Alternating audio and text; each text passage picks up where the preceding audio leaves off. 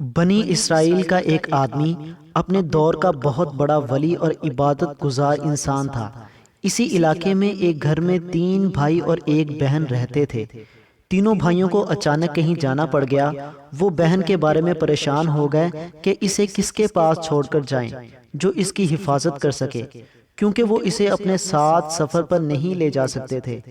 انہیں اس عابد پر سب سے زیادہ یقین کامل تھا، اس لیے تینوں اس کے پاس گئے اور انہوں نے اپنی بہن کی نگرانی کی درخواست کی، مگر اس نے انکار کر دیا۔ مگر ان تینوں نے بے حد اصرار کیا، اپنی مجبوری ظاہر کی تو وہ بمشکل مان گیا اور اسے اپنی خانقاہ کے ساتھ ایک کمرے میں رہائش دے دی۔ کافی عرصہ تک لڑکی کا کھانا یہ عابد خانقاہ کے دروازے پر چھوڑ کر واپس چلا جاتا۔ عورت دروازے سے کھانا اٹھا کر اپنے کمرے میں لے جاتی۔ ایک دن شیطان اس عابد کے پاس آیا اور اسے اس نیک کام پر شاباش دینے لگا، اور پھر کہا کہ ابھی بھی اس عورت کے لیے خطرات ہیں، کیونکہ روزانہ اسے کھانا لینے کے لیے اپنے کمرے سے نکل کر خانقاہ کے دروازے تک آنا پڑتا ہے۔ اسی دوران اس پر دوسرے لوگوں کی نظریں پڑ سکتی ہیں اور کوئی اسے تکلیف اور اذیت بھی پہنچا سکتا ہے، لہٰذا اگر تم تھوڑی سی تکلیف کر کے یہ کھانا اس کے دروازے پر پہنچایا کرو تو تمہیں بہت ہی زیادہ ثواب اور اجر حاصل ہوگا۔ اس عابد کو جب کئی بار شیطان نے اس عظیم اور نیک کام میں مزید ثواب کا لالچ دیا تو عابد مان گیا، اور اب وہ کھانا خانقاہ کے دروازے کی بجائے اس لڑکی کے کمرے کے دروازے پر چھوڑنے لگ گیا۔ کچھ عرصے بعد شیطان اس عابد کے پاس پھر آنے لگا اور اس کے اس عظیم ثواب کے کام کی تعریف کی، جس سے عابد نے اسے اپنا مخلص دوست سمجھا۔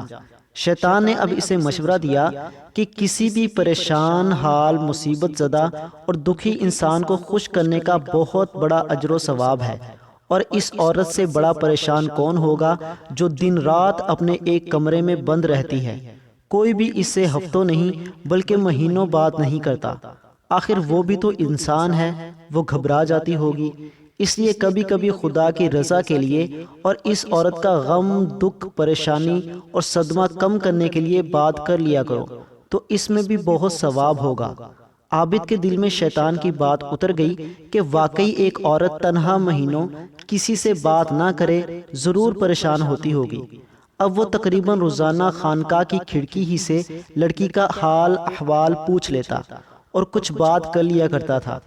کچھ عرصے کے بعد شیطان پھر ایک خیر خواہ کے روپ میں آ گیا اور عابد سے کہنے لگا، ظاہر بات ہے کہ تم یہ سب کچھ ثواب کے لیے کر رہے ہو، تو پھر کھڑکی سے تھوڑی دیر کے لیے بات کرنے کی بجائے خانقاہ کے دروازے پر اس عورت کے قریب بیٹھ کر بات کر لیا کرو، کیونکہ کھڑکی سے بات کرنے میں اونچی آواز میں بولنا پڑتا ہے اور گرجے میں اتنا بلند آواز سے بولنا اچھا بھی نہیں۔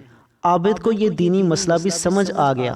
اب اس عورت سے اپنے گرجے کے دروازے پر کچھ دیر کے لیے باتیں کر لیا کرتا تھا۔ کچھ ہی عرصے کے بعد شیطان نے پھر عابد کو اکسایا کہ یوں دروازے پر بیٹھنا غیر مناسب ہے، اگر آپ اندر کمرے میں بیٹھ جائیں تو یہ آپ کی شخصیت کے لیے مناسب ہے، کیونکہ دروازے پر تو بھکاری بیٹھا کرتے ہیں۔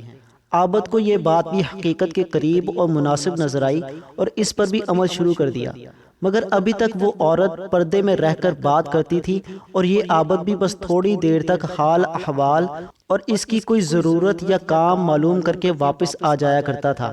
ایک بار پھر شیطان نے عابد کو سمجھایا کہ تم جتنی دیر بھی اس عورت سے باتیں کرتے رہو، چونکہ یہ سب ایک نیک نیت، اچھے جذبے اور ثواب کی خاطر کرتے ہو، تو پھر تھوڑا سا ثواب کیوں؟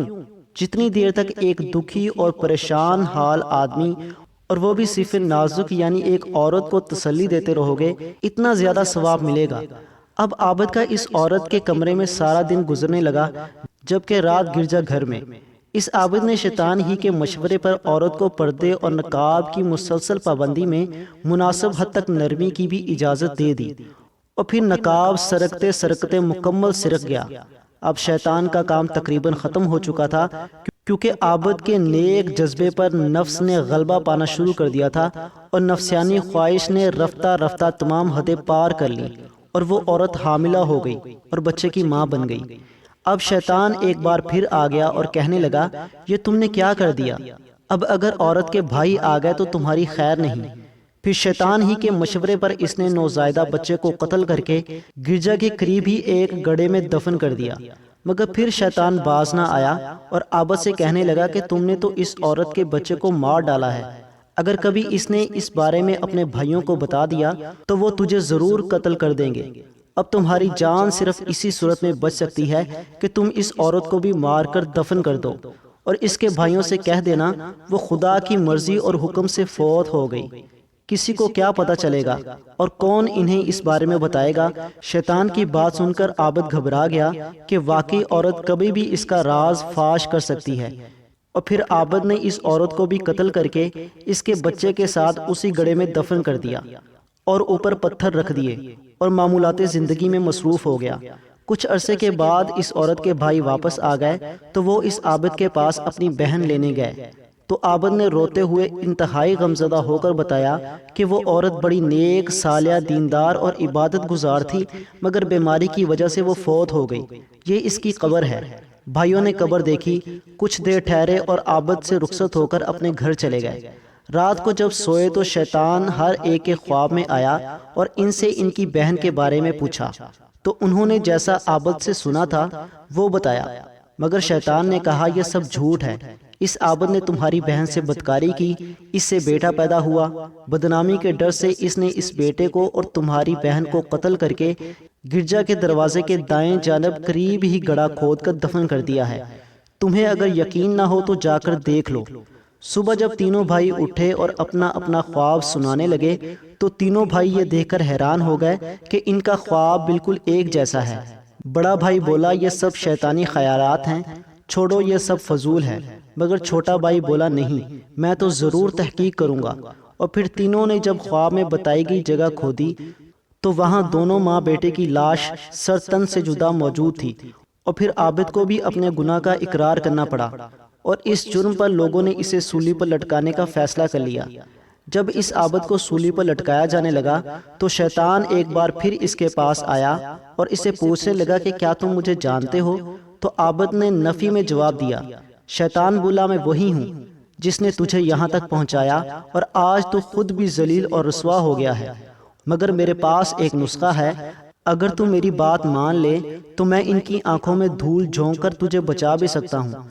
عابد نے پوچھا ضرور ضرور، میں تیری بات مانتا ہوں، بس مجھے بچا لو، میں کیا کام کروں؟ شیطان بولا بس ابھی ابھی اسی حالت میں تم مجھے ایک سجدہ کر دو، میں ابھی اور فوراً تمہیں بچا لیتا ہوں۔ اور پھر عابد شیطان کو سجدہ کر کے مذہب سے خارج اور کافر ہو گیا۔ شیطان یہ دیکھتے ہی بھاگ نکلا اور کہنے لگا مجھے خدا تعالیٰ سے ڈر لگتا ہے۔